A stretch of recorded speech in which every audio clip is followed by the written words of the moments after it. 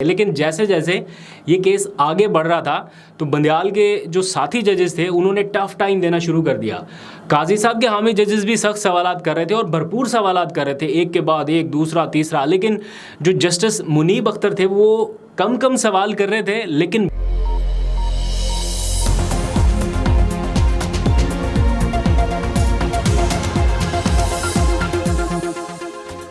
बिस्मिल्लाहिर्रहमानिर्रहीम, अस्सलाम वालेकुम। पाकिस्तान और दुनिया भर में देखने और सुनने वालों को अब्दुल कादिर का सलाम।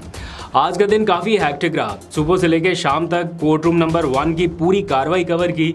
लिख के ये सारे टिकर्स वगैरह अपने तो हाथ बिल्कुल थक गए। बंदयाल ग्रुप वर्सेस काजी ग्रुप, ये दिलचस्प सूरत रही पूरे सुप्रीम कोर्ट में 7 घंटों तक। और उसके बाद नतीजा क्या निकला वो भी बड़ा दिलचस्प है।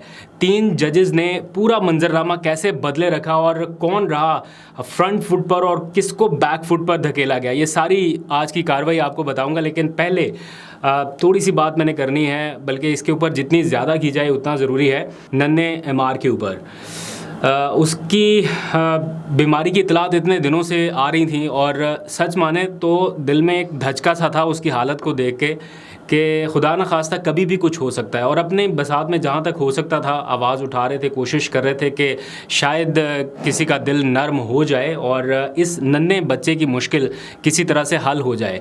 वैसे तो जो अल्लाह को मंजूर था वो होना ही था, लेकिन अगर इस मुश्किल वक्त में उसका वालिद उसके साथ होता, उसकी बेहतर देखभाल कर पाता, तो शायद थोड़े से हालात बदल जाते या शायद दिल में वो कसक ना रह जाती उसके वालिद के या उसके अहले खाना के इस मुश्किल वक्त में बाप और बेटा साथ नहीं थे। तो मैं अभी भी जब आपसे बात कर रहा हूँ तो ऐसा लग रहा है जैसे रोंगटे खड़े हो रहे हैं और यकीन नहीं आ रहा कि ये इस बच्चे के साथ ये सब कुछ हुआ और वो जिस तकलीफ़ से इस दुनिया से गया है, दुआ के अलावा कुछ नहीं और कर सकते। लेकिन सच्ची बात है कि इस का बहुत बहुत ज़्यादा दुख है। अल्लाह ताला उसके वालिदैन को सब्र जमील अता फ़रमाए और इस नन्ही रूह की मग़फ़िरत फ़रमाए, आमीन सुम्मा आमीन। अब से कुछ देर पहले पाकिस्तान तहरीक इंसाफ की जानिब से एक बयान जारी किया गया जिसमें उन्होंने इस नन्हे एमआर की जो नमाज जनाजा है, गायबाना नमाज जनाजा, वो मुल्क भर में अदा करने का ऐलान किया है और तंजीमी सतह पर इसका बाज़ाब्ता ऐलान किया गया। सेक्रेटरी जनरल की जानिब से नोटिफिकेशन भी इशू किया गया तंजीमी ओहदेदारान के नाम। कल जहाँ जहाँ पर नमाज जनाजा हो कोशिश कीजिएगा, अगर वक्त मिले तो ज़रूर जाइएगा। यहाँ पर भी होगा तो इंशाल्लाह मैं भी ज़रूर जाऊँगा। वापस आते हैं, आज की सुप्रीम कोर्ट की कार्रवाई के ऊपर थोड़ी सी बात करनी है। तकनीकी पॉइंट के ऊपर मैं बात नहीं करूँगा बिकॉज़ ये बहुत ज़्यादा टेक्निकल पॉइंट है और इसको समझाना कोई इतना आसान काम नहीं है। आज के पूरे दिन की कार्रवाई के ऊपर जिस तरह से टेलीविज़न पर बराह रास्त नशरियात हुई और सब टीवी स्क्रीन्स को देखते रहे हैं, तो स्टिल बहुत सारे लोग पूछ रहे थे कि ये केस है क्या, इसका आउटकम क्या है, मतलब इससे फ़ायदा या नुकसान क्या है। तो बहुत सारे लोगों को नहीं पता, तो मैं समझाने की कोशिश भी करूँगा। अभी इस स्टेज पे तो शायद थोड़ा सा टेक्निकल ग्लिचेस आएंगे, तो इसलिए मैं टेक्निकलिटीज़ की तरफ नहीं पढ़ रहा, लेकिन जो हुआ है आज और थोड़ा इसका क्रक्स जो है वो आपके सामने रखता हूँ, फिर आपको खुद ही थोड़ा सा अंदाज़ा हो जाएगा। तो पहली बात तो यह है कि आज केस की जो बराह रास्त समाअत हुई है, क्या ये सहूलत हर केस के लिए होगी? तो इसका जवाब है नहीं, क्योंकि आज जब समाअत का आगाज़ हुआ तो चीफ जस्टिस ने आके बता दिया कि हमने एक कमेटी कायम कर दी है, 3 रुकनी कमेटी। कौन कौन उसमें शामिल है ये नहीं पता, लेकिन 3 जजेस उसमें शामिल होंगे। वो फैसला करेंगे कि कौन सा केस बराह रास्त दिखाना है, कौन सा केस नहीं दिखाना। इसमें वाकई ये बात ठीक है कि सुप्रीम कोर्ट में बहुत सारे केसेस ऐसे हैं जिनकी कार्रवाई बराह रास्त ना दिखाई जाए तो बेहतर है, यानी इन कैमरा रहे। लेकिन जो पॉलिटिकल नेचर के केसेस हैं या जिनमें फंडामेंटल राइट्स का जिक्र हो, उन केसेस को ज़रूर आवाम के सामने इस तरह ब्रॉडकास्ट किया जाना चाहिए। बड़ा लोगों ने आज इसको अप्रिशिएट भी किया और बड़ा एक ऐसे जैसे कोई मैच में लोगों का इंटरेस्ट होता है ना, वैसे ही है। किसी को समझ आ रही है नहीं आ रही, बट स्टिल लोगों ने इसको देखा है। तो आज के केस के ऊपर बात करते हैं। 4 साल के बाद आज फुल कोर्ट की कार्रवाई हुई है। लास्ट टाइम 2019 में हुई थी, 2019 के बाद आज ये कार्रवाई देखने को मिली। तो मैं भी कोर्ट रूम में मौजूद था, कोर्ट रूम नंबर 1 में। बाकी सब तो आपने बराह रास्त देखा, कैमरे वगैरह लगे हुए थे, लेकिन उन कैमरों के इस पार मैं देख रहा था जस्टिस रिटायर्ड उमर अता बंदयाल साहब की भी एक तस्वीर जो है वो फ्रेम करके सजा के वो साबिक जितने भी चीफ जस्टिसेस हैं उनकी लाइन में लगा दी गई। आखिर में अब उनकी तस्वीर है, तो वही वाली तस्वीर जो अक्सर ये आप भी अभी भी देख रहे हैं, यही वाली तस्वीर वहाँ पे उनकी लगा दी गई है। आज जब समाअत का आगाज़ हुआ तो चीफ जस्टिस का मूड कुछ ऐसा था जैसे एक्सीलेटर पर उन्होंने पाँव रखा है और वो शायद ये चाह रहे थे कि आज मैंने इस केस का डिसीजन करके यहाँ से उठना है। और उन्होंने दरख्वास्त गुजारों और वकला सबको ही पीछे छोड़ दिया। एक तरह से वो सबसे आगे निकल गए, अपने फेलो जजेस से भी आगे जाते दिखाई दे रहे थे और वकला से भी आगे जाते दिखाई दे रहे थे, जैसे बस अभी कुछ ही देर में वो कोई केस का फैसला सुनाने वाले हैं। तो इस चीज़ का जिक्र हम आपस में रिपोर्टर्स भी कर रहे थे कि ये बहुत ज़्यादा जल्दी में लग रहे हैं। खैर, आगाज़ में जो बंदयाल ग्रुप था, अब तो वैसे आपने सारा टेलीविज़न पर देख लिया, अब आपको आइडिया तो हो गया होगा कि कौन से जजेस जो हैं वो बंदयाल ग्रुप के कहलाए जाते हैं और कौन से जजेस जो हैं वो काजी ग्रुप के कहलाए जाते हैं। वैसे ये टर्म थोड़ी बुरी है, नहीं कहनी चाहिए, लेकिन अनफॉर्चुनेटली एक डिवाइड ज़रूर है।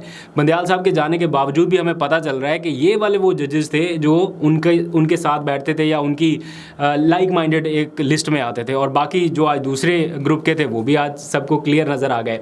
तो स्टार्ट जब हुआ इस केस की समाअत, तो बंदयाल ग्रुप ने अपना जलवा दिखाया और एक के बाद एक उन्होंने टेक्निकल पॉइंट्स और कानूनी और आईनी ऐसे सवालात पूछे।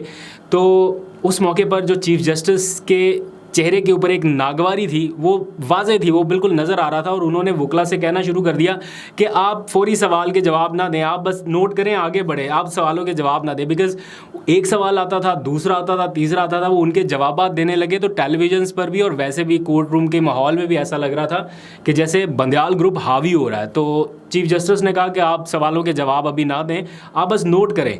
वो जैसे ही सवाल होता था वो जवाब देने लगते, इधर से दूसरा सवाल होता, जवाब देने लगते, इधर से तीसरा सवाल। तो वो जो वकील बेचारे थे वो भी एक तरह से सैंडविच से बन गए कि एक सवाल आ रहा है, दूसरा आ रहा है, तीसरा आ रहा है, जवाब भी ना दूं तो करूं क्या। और उधर से सामने चीफ जस्टिस बैठे, वो कह रहे हैं आप सवालों के जवाब ना दें, आप बस नोट करें।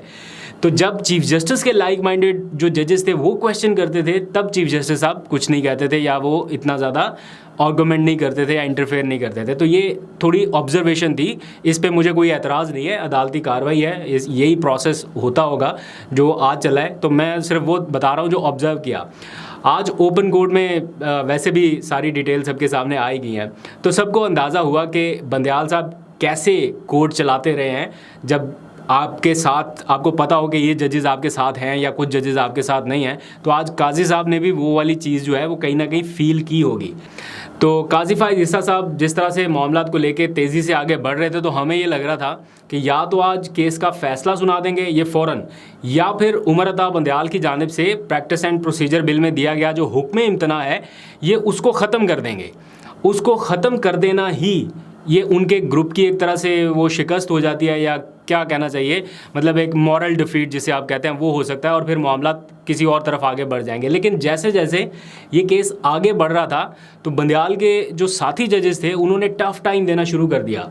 काजी साहब के हामी जजेस भी सख्त सवालात कर रहे थे और भरपूर सवालात कर रहे थे, एक के बाद एक, दूसरा तीसरा। लेकिन जो जस्टिस मुनीब अख्तर थे वो कम सवाल कर रहे थे, लेकिन बहुत ही मंजे हुए क्वेश्चन जो आईनी और कानूनी एतबार से बड़े वेल प्रिपेयर्ड क्वेश्चन होते हैं ना, बिल्कुल वैसे वो उस दिमाग के साथ वो सवाल कर रहे थे। जस्टिस मुनीब अख्तर, फिर जस्टिस एजाजुल हसन, और फिर क्या ही बात है वो खातून जज की जस्टिस आयशा मलिक साहिबा की। उन्होंने भी एक सवाल को कोई 5 या 6 बार तो रिपीट किया होगा, उनको जवाब नहीं मिल रहा था। जब वो सवाल करती थी तो चीफ जस्टिस साहब वकील से कहते थे आप सवाल का जवाब ना दें, आप बस नोट कर लें। वो फिर सवाल करती थी किसी और मौके पे, फिर चीफ जस्टिस साहब वकील को कहते थे आप बस जवाब ना दें, आप नोट कर लें। तो वो फिर से सवाल कर रही थी, वो कहती थी मुझे अभी तक इस सवाल का जवाब नहीं मिला कि अगर फुल कोर्ट बना लिया या फुल कोर्ट ने कोई फ़ैसला दे दिया तो नज़रसानी का फ़ैसला कौन करेगा। अगर सारे जजेस ने एक साथ कोई डिसीजन कर लिया तो उसके बाद अगर नज़रसानी की अपील आई तो वो कौन से जज सुनेंगे। तो वो उनका पॉइंट बड़ा टेक्निकल था, तो इसलिए वो बार बार पूछे जा रही थी और बार बार कोशिश हो रही थी कि इस सवाल को नज़रअंदाज करें। और at the end chief justice को ये कहना पड़ा कि इस सवाल के बारे में मैंने ब्रेक में सोचा है। तो ऐसा लग रहा था कि थोड़ी मुश्किल सूरत हाल बनी हुई है। जिस केस में फुल कोर्ट बना है, वैसे एक आपके समझने के लिए एक चीज़ है कि आज 15 जजेस बैठे कि जनाब हम इस केस का फ़ैसला करेंगे, लेकिन उन 15 में से 7 जजेस जो बंदयाल ग्रुप के थे वो तो पहले ही अपना फैसला दे चुके हैं इसी केस के हवाले से। जब उन्होंने हुक्म इम्तना दिया था, 8 रुकनी बेंच जब बना था उमर अता बंदयाल की सरबराही में, तो उमर अता बंदयाल साहब तो चले गए, लेकिन बाकी के 7 जजेस तो अभी भी मौजूद हैं इस फुल कोर्ट में। वो 7 जजेस भी बैठे थे और वो अपना डिसीजन पहले दे चुके हैं और उन्होंने हुक्म इम्तना दे रखा है। तो वो आज इतनी जल्दी से तो नहीं बदल सकते ना। काजी फायज ईसा साहब तो चाहते थे कि बस आज ही कोई डिसीजन हो जाए, या आज ही जिस पेस से वो बढ़ रहे थे तो वो अपना माइंड पहले दे चुके हैं, तो वो वापस किस तरह से आएंगे या किस तरह से वो वही बात तस्लीम करें जो काजी फायज ईसा साहब सोच रहे हैं, तो ये उनके लिए भी बड़ा मुश्किल है। तो एक बड़ी दिलचस्प सूरत इस हवाले से भी हुई। खैर, समात में एक बार वक्फा कर दिया गया, फिर कुछ देर बाद दोबारा समात शुरू हुई और फिर दूसरी बार वक्फा हो गया। जब दूसरी बार वक्फा हुआ तो चीफ जस्टिस ये कहकर उठे कि हम वापस आएंगे और फिर बाकी वकला को भी सुनेंगे। लेकिन जब वो वापस आए तो उनकी बॉडी लैंग्वेज थोड़ी बदली नज़र आई। ऐसा फील हो रहा था कि पहले जैसे वो टीचर बन के वकला को ज़रा थोड़ी सी उनकी क्लास ले रहे थे या डांट डपट कर रहे थे, थोड़ी ट्यूनिंग कर रहे थे, तो वो जब बाद में आए तो बॉडी लैंग्वेज उनकी चेंज हो गई। वो वकला के साथ बड़ा कंफर्टेबल होने की एक तरह से कोशिश कर रहे थे, या वो नज़र आ रहा था कि अब कंफर्ट लेवल जो है वो उनका थोड़ा बढ़ गया है। और फिर एट द एंड कंक्लूजन इसका ये निकला कि ना तो वो आज इस केस का फ़ैसला कर पाए और ना ही बंदयाल का दिया हुआ हुक्म इम्तना ख़त्म करवा सके आज के दिन। वरना बहुत सारे लोग ये सोच रहे थे कि हुक्म इम्तना तो ख़त्म हुआ ही हुआ, ये तो अभी गया तो अभी गया, ये केस तो जनाब हुक्म इम्तना ख़त्म हो जाना है। लेकिन जो वहाँ पे बंदयाल ग्रुप के जजेस थे, शायद उन्होंने ऐसा होने नहीं दिया, या उन्होंने ऐसे क्रॉस क्वेश्चनिंग की या ऐसे उन्होंने रिमार्क्स दिए जिसकी वजह से थोड़ा मुश्किल लगा। और अगर इतनी जल्दी ये वोटिंग की तरफ जाता मामला या फ़ैसला हतमी कराने की तरफ जाते तो फिर बड़ी मुश्किल सूरत हाल होनी थी। काजी साहब की शायद ये कोशिश थी कि आज फ़ैसला सुनाएं, इसलिए भी क्योंकि एक जो फेलो जज थे उन्होंने बैरून मुल्क रवाना हो जाना था, तो कल ये फिर फुल कोर्ट नहीं बन सकता था, परसों फुल कोर्ट नहीं बन सकता था, फिर उनके वापस आने का ही इंतज़ार करना पड़ना था। और इसीलिए फिर एट द एंड एक स्टॉप गैप अरेंजमेंट किया गया, या यूँ समझ लीजिए एक मेक शिफ्ट अरेंजमेंट की गई, जिसके तहत चीफ जस्टिस ने कहा कि आइंदा समात तक हम तमाम बेंचेस जो हैं वो 2 सीनियर जजेस की मुशावरत से तश्कील देंगे। यानी उन्होंने स्टे वेकेट नहीं किया, लेकिन उन्होंने कहा कि हम 2 जजेस की मुशावरत से तश्कील देंगे और अगली समात 3 अक्टूबर को होगी, तो उससे कबल जितने भी तहरीरी जवाब या दलाइल हैं या जजेस के जो सवालात हैं उनके जवाब 25 सितंबर तक जमा करा दें। तो इस पर जो वकील थे जो मुकदमा लेके आए हुए थे ख्वाजा तारिक रहीम, उन्होंने कहा यही तो हम कह रहे हैं, यही तो हम चाहते हैं कि आप बेंचेस बनाने का तरीकाकार आपस में डिसाइड कर लें। आप आपस में बेशक ये तय कर लें कि बेशक 3 जजेस कर लें, जितने भी जजेस ने करना है आपस में डिसाइड करें कि हमने कौन सा बेंच बनाना है, लेकिन पार्लियामेंट के कानून के तहत नहीं होना चाहिए, क्योंकि उनका ये दायरा इख्तियार नहीं है। ये आपका काम है, आप अपने तौर पे करना चाहें तो ज़रूर करें। तो एक तरह से काम हो भी गया और काम नहीं भी हुआ, तो ये डिफरेंट थोड़ी सी चीज़ है। तो इसको कुछ एक आध चैनल के ऊपर मैंने देखा गलत रिपोर्टिंग होते हुए कि जो हुक्म इम्तना था जस्टिस बंदयाल वाला वो ख़त्म हो गया। ख़त्म अभी नहीं हुआ, ना ये ख़त्म हुआ है और ना ही ये फ़ैसला हुआ है। ये एक स्टॉप गैप अरेंजमेंट किया गया है कुछ टाइम के लिए, मेक शिफ्ट अरेंजमेंट जिसे कहते हैं, कि जब तक फ़ाइनल डिसीजन नहीं हो जाता तब तक ये वाला काम कर लिया जाए।